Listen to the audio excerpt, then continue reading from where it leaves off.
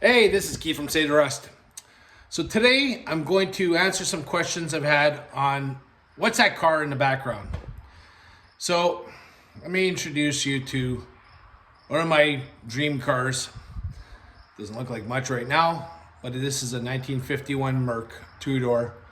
I got this about 17 years ago, came out of a field in Minnesota, and about 5 hours south of us here in Manitoba, Canada. My buddy had found a guy who was selling some parts, parts that you could find, you can remove off this Merc, and he was selling the parts on eBay. My buddy inquired about it, found the car. He already had a 49 or 50 Merc, knew I was always looking for a two-door Merc, and immediately called me. We did a deal. He went down to the States and got it for me, and I ended up with a dream car.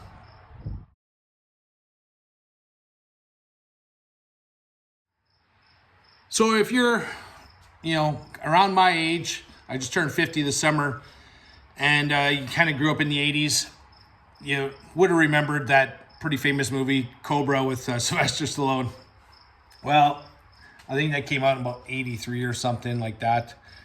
So I was, right around 9-10 years old. It might have been a little bit later. But anyway, I was, 10, 11, 12 years old, something like that when that came out. And if you ever seen the movie, you understand why, as a, little kid, you'd want that car.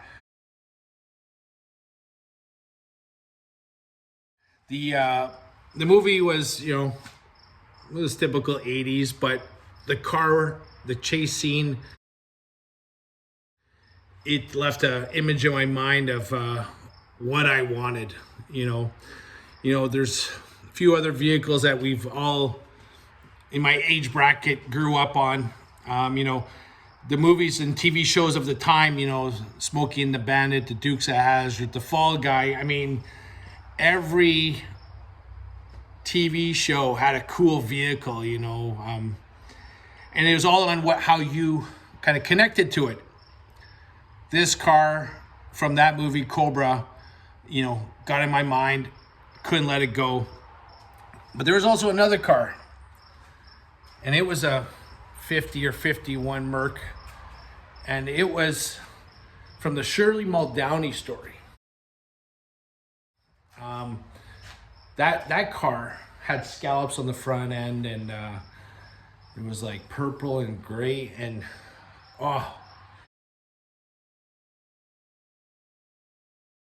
that was a cool car. If you haven't seen that movie, Shirley Muldowney was like a drag racer. Incredible story on her. I highly recommend you watching that movie. It's cool, and it's based on a real woman. Like she's a drag racer. But getting back to it, in the beginning of her stages of her drag racing career, she drove a Merc, and again, just cool, iconic cars. So again, I got this car 17 years ago, and what I did is I didn't do much the first couple of years. I was building a house. I literally built my own house and built my garage and did a lot of the work. So that took a couple of years. Finally got into the garage here, and I started taking it apart. And if you look in the front section of the body here, you'll see there's a bunch of damage here. And what I couldn't see when I first bought the car, other than this dent in the door, this thing sat. Actually, it was on the road. Sorry, let me get back to this. It was on the road from 1951 to 59, because it had the original license plate still on. So it was only on the road for 8 years. So, that was kind of cool. It was, 8-year-old car, and they had just parked in the field. It's kind of strange, But what happened was, it was in an accident. You didn't notice until I pulled the headlights out. I looked down the frame, and in this section, This all was built up. It was, you know, it was all beat up. It was, you can tell, but I guess in the time in the day, all they did was, you know, replace the fenders, did a bit of work on it, and you know, got back down the road. So once I figured out that the frame was bent, I knew I wouldn't be using that frame going forward because I'd be doing a lot of work. So started looking around for another frame. Found one old 4-door, you know, kind of rust bucket vehicle. Took it home, hummed and hawed about it, and then about a year later, there's another guy who's on YouTube, Half-Ass Customs, Brent and Esther. Well, they were doing a 51 Merc 4-door for Esther, and they pulled the original body off the original chassis. This was a running, driving car, so I knew it was a good car, and they were putting it onto a more modern chassis. If you don't follow them, check them out. Half-Ass Customs. They do a lot of work, a lot of incredible work. Really good people, and can't say enough about them. They're very nice. So I ended up buying the chassis off of their 51 Merc and changed body. So I took the body off my original car, lifted it up with backhoe. After getting their chassis, stripping it, repairing a couple little things, nothing crazy, and then painting it. So then I dropped my body onto that chassis. Because for me, like my old bikes, I love the original chassis and keep it original, but I'm hot rodding it. Don't get me wrong. I'm not using the original powertrain and stuff, but I am using a lot of the original suspension style and steering components and stuff. So got the frame off them, transferred the body on, and you can still see that when I did that, cross braced it here and there, all in the back here, just so that when I lifted it up, it wouldn't cave in, it wouldn't have any damage to it. So was able to do that. Then what I did is I got new springs. They're 2-inch lower in the back and 4-inch lower in the front. Then I got all new steering components from a local shop here in town who had them in stock. All original, like 1951 Merc, all the parts that you need to rebuild the entire front suspension, which was incredible. You know, I called them up, I think it was Mid-Canada Suspension in Winnipeg, Manitoba, Canada. Can't remember his name offhand, but so knowledgeable, incredible guy. And he just had this stuff in stock. So went down there, bought it all, installed it all. At that point, you know, body's on, frame's all done, all the suspensions, the majority of the suspension's done, the steering components are all done. Found out that I think it's a 79 Ford power steering unit, which is one right here. I think it's 79 from some Cool Stuff or something like that. He sells a mount, bolts right on. Cool. So now I got that. And then, you know, my brother, who's a Ford guy, he ended up buying a 63 Ford Falcon drag car because he always loved Falcons. And there's a story behind that whole thing. But he ended up buying this car because he was going to rebuild it and then realized it wasn't what he wanted. He wanted a 66 or 67 Falcon, like a friend of ours back when we were kids had. This motor and transmission combo is a 4-speed transmission. It's a 289 high performance. I think it's 1969 Ford 351 Windsor heads. If I remember correctly, it's a Boss 302 crank. It's hard to remember all this stuff because my brother, he was the one who went through the motor, like kind of looked at what was there, and he remembers all these little specifics, but I can't remember because I didn't go through it. He did. So anyway, I bought the motor and tranny off him, installed the motor and tranny, and that's kind of where we're at now. So once I got the motor and tranny installed, it was at that point I got to start working on the body. So that's where we started coming back. And this is going back probably 8-9 years ago when I'd finished building my house and the garage, and I got into the car. So what we did is I did all the trunk. I replaced all the metal in the trunk here. It was all rotten. I replaced the spare tire, cradle or recess, because I plan on using this car. I plan on driving this car, and I will have a spare tire. I will just go with the stock fuel tank. So in the end, I made all these patch panels and put it all in. And at the time, I didn't have all the equipment I do now.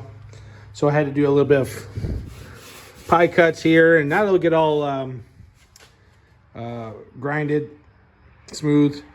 I put a couple of cuts in here because it was, kind of bouncing up and down. And if I cut it, it kind of shrunk it a bit. I probably would do a little different now. Repairs all inside there. And so we got the trunk, basically done. Didn't realize I had ordered and installed already a brand new body kit because I just ordered another one last week. And that's where we're at now as I started looking at this car and either, do it or sell it. And for me, I can't sell it. Too many dreams, too much time and effort already into it to sell it. And, could sell it multiple times. Everyone wants these cars, but I also want it. So I actually put it up to Waylon. I said, hey, we selling this car or are we going to work on it? And of course his response is, no, we're keeping it, Dad, So that's what you want to hear as a father. So I got him to agree to give me a hand. So we're going to start on this a little bit here and there. One of the first things we're going to have to do is finish mounting all the body mounts, because when I was doing this, he was a 2-year-old, and I tend to work alone 99.9% of the time. So it's hard to put body mounts in when you got a bolt on top and a bolt on bottom. So I'm either in the car or under the car. So he's going to help me out, which is going to be cool because that'll be kind of a father-son project. And so one of the things we also did back in the day, and again, I got to thank my friends who find me this stuff, but the rear end on this car, I believe it's 9-inch. It's out of a 58 Edsel, and I think it's a 1-year only rear end, where it's the perfect width. I didn't have to shorten the rear end and deal with all that consequences, because I'm more of a bike guy than a car guy, but I started in cars. What you don't know about me is, as a 12-year-old kid, I bought my first car. I bought a 70 Nova off a cousin of mine. It's $400, and at 12 years old, I bought it. I had to pay route money, made money, so I was a car guy. 12 years old, bought a car, and my brother at 12 years old bought his own car. He bought a 66 or 67 Ford Fairlane. So that's where the start of all this stuff, all this working on stuff kind of began, because as a 12-year-old kid, the car I got,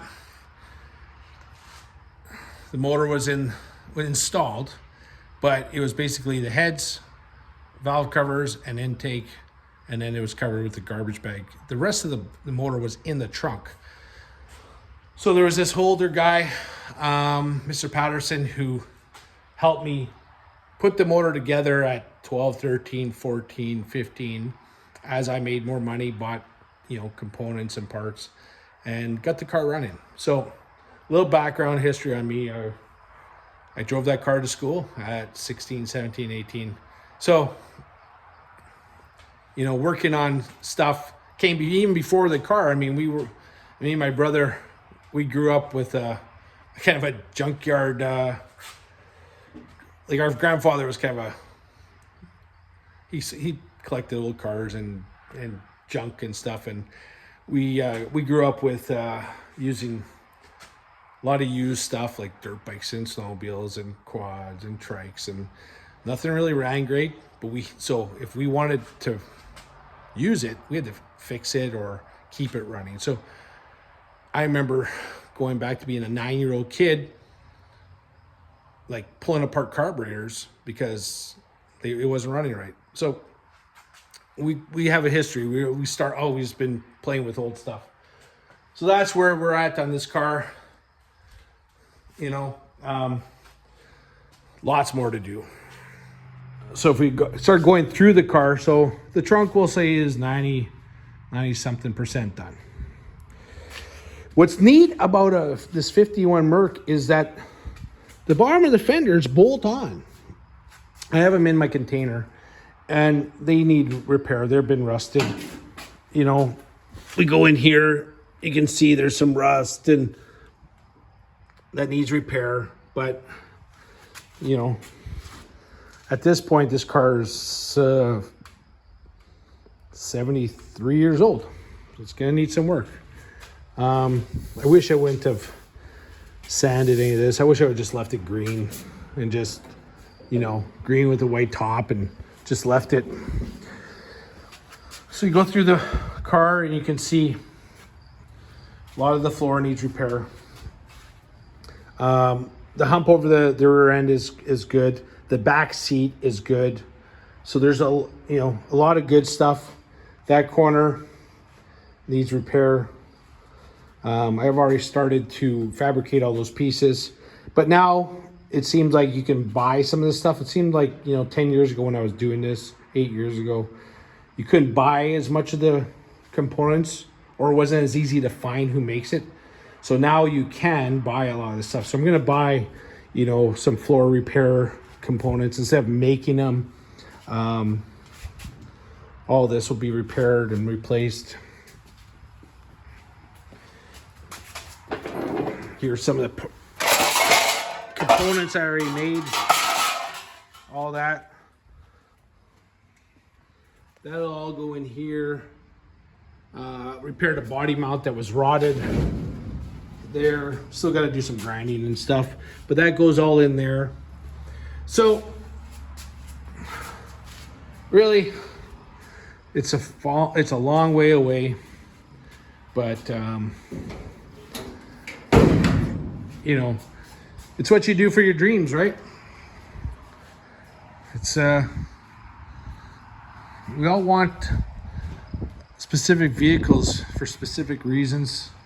I just showed you and shared you mine, and we're gonna do a little bit of work on this. I'm gonna do it slowly with Waylon, so he'll have time invested in this and is in interest in it. So once we get the body mounts in, we can do a bit more of the work on the floor. But what we're gonna do is, first off, is the two front, I'll call them pillars. You can see the mount and the mount don't line up because this is a different frame from the original that was in the accident. So this will have to be kind of straightened out, moved over, played around so we can get that bolted in. The opposite side has also been damaged here. You can see, it's a bit wavy, not as far off, but we'll get that repaired. And then what we're gonna do, because I've been thinking about this for the last week, is we're gonna have to, reinstall the whole complete front section of the car so we understand how it all fits, because I don't want to start replacing things that might not work now, because again, that the complete front end off this car was on a damaged frame. So if I need to find inner fenders or what other components I do need, at least I'll have some time in the future to do it. So that's where we're at with the 51 Merc. So I'm not going to promise there's going to be a lot of work done on it, but there's going to be some done. And of course I will update the YouTube channel on the progress. But I wanted to give you a bit of a history on the car and where we're at now. So hard to believe I was, like 33 when I got this, and I'm 50 now, and I'm still got a long way to go. That's how time goes, right? Time flies. But one of the things I want to say too is when I started this, I would cover up a couple of the bikes that were finished and stuff, and now the garage is full of finished bikes that I don't want to grind and weld in here and have a lot of the dust off this car go all over these bikes. So it's a bit of a predicament. So what I'm going to do is one of the next steps is rebuild the rear end. I'm going to send that off in the next week or two, get that rebuilt, so then I can push the car outside. So then anything I'm going to do, any welding and grinding, or mostly grinding, any grinding I'm going to do, I can do it outside, close the door, doesn't affect any of my stuff inside. And then I can, wheel it back in and do some welding and stuff, and not cover all these bikes with grinding dust and metal. So that's where we're at. Hope I answered a few of your questions. Let me know what you think. Again, it's been a long time since I did any work on this car. Trying to remember everything I had done. And it's crazy. It's been 17 years since I started. So this is Keith from Save the Russ. This is what we do. This is who we are. And have a great day.